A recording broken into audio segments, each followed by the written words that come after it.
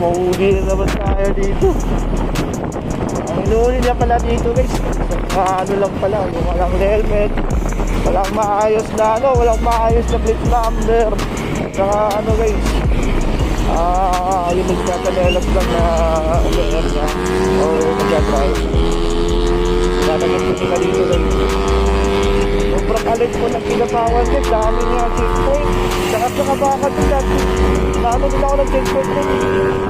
Alright guys, sa mga dumadaan dito ngayong araw na to, sa araw is Tuesday, January 12.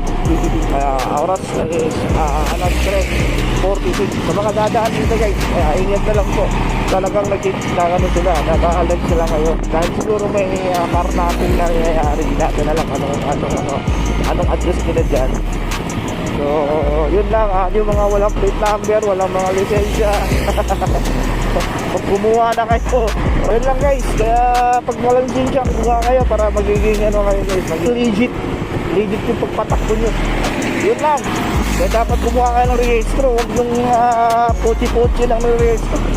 Ay kaya ko sa akin, araw-araw ako nagbabiyahe, kaya dito tayo lahat guys. Diba?